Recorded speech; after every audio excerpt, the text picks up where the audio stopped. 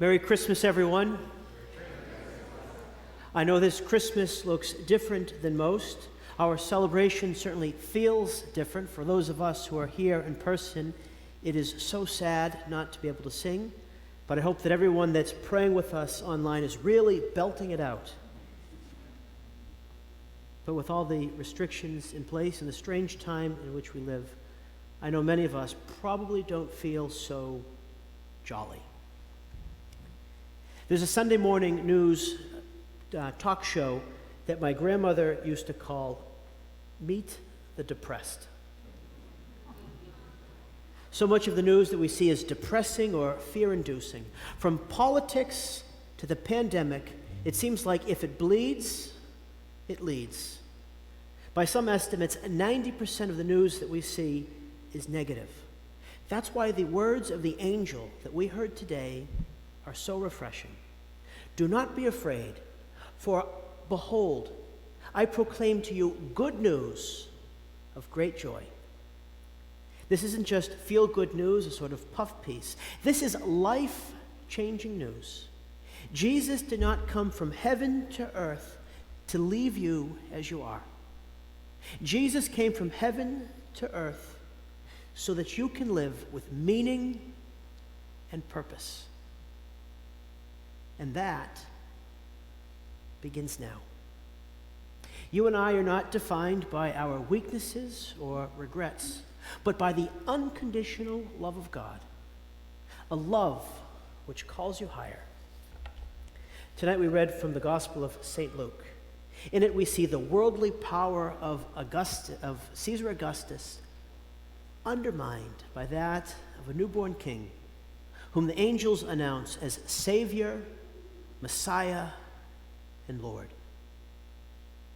Caesar Augustus comes from a lineage of earthly rulers who relied on the force of their armies, whereas Jesus descends from King David, who was a shepherd who was called and chosen by God out of a field.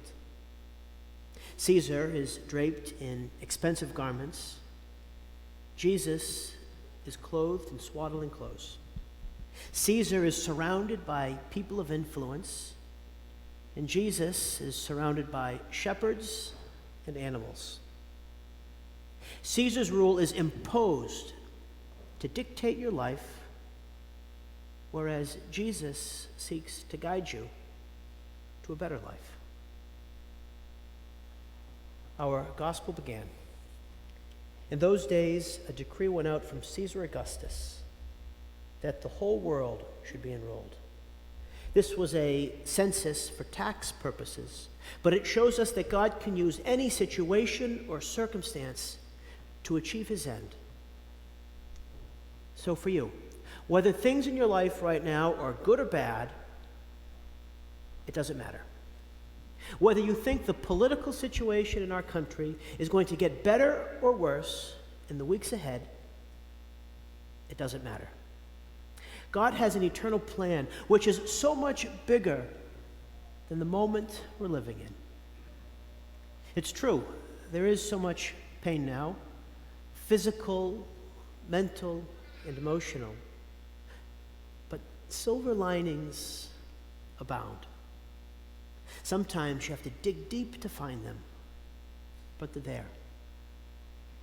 And all of them are part of God's plan for you.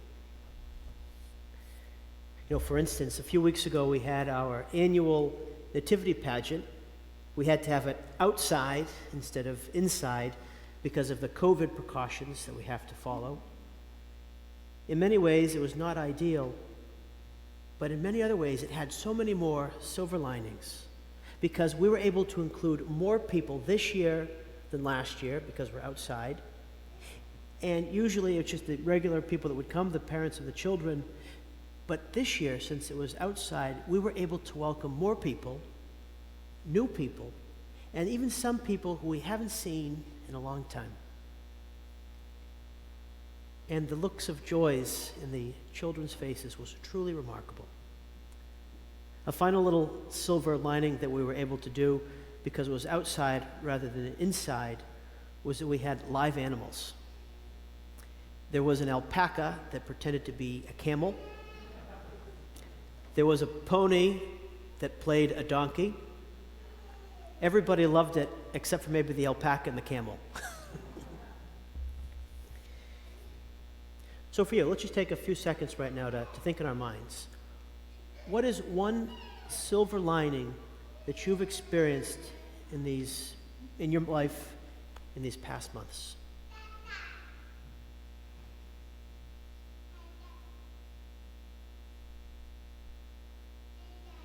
You know, whatever it is, it proves the truth of St. Paul saying that all things work together for the good, for those who love God and are called according to his promise. Our gospel today continues. While they were there in Bethlehem, the time came for Mary to have her child. She laid him in a manger because there was no room in the inn. This was a particular moment in time 2,000 years ago. Like our own time, it seemed like a time when so much was going wrong. There wasn't any room in the inn for Mary and Joseph, let alone a suitable place for her to give birth. And yet, it was the perfect time for the Lord and King of the entire universe to be born. And so it is for you. Now is the perfect time for Jesus to be born in your heart and to come to life in your life. I don't know how you imagine the manger scene in your mind, but for me, it's a cold, dark night. There are no trappings of grandeur or power, but even still, it's full of light and love. Its warmth pierces the darkness. From time to time, we see this light piercing the darkness when the best is brought out of people in the worst of circumstances. One time this happened was on Christmas Eve in the year 1914 on the Western Front of the First World War. Against a backdrop of war and miserable battle, British soldiers heard German soldiers singing Christmas carols across the no man's land. At one point, both sides sang Silent Night together as the soldiers began to climb out of the trenches. They met in the middle, they shook hands, they exchanged some souvenirs, and they even played an impromptu game of soccer, although I'm sure the British called it football. This event became known as the Christmas Truce. If only for a little while, enemies came together as friends. Now, even though they did go back to fighting, that event is a shining example of Christ's rule piercing through the darkness of Caesar's. Caesar's rule is imposed by force. Jesus comes among us gently, humbly. In our own lives, Caesar's rule is about being enslaved to any variety of things, especially our own pride and our selfish desires. Christ's rule, however, is about faith, hope, and love. It's about proper perspective and life change. Because as hard as you search, nothing on earth can ever satisfy you completely. Not financial stability, not that next promotion at work, or even that long-awaited vacation when we can travel. At the time of Jesus' birth, the people of Israel were waiting for a leader who would overthrow the Roman occupiers and give them prosperity. Basically, they wanted another Caesar, but no Caesar can fix our broken hearts.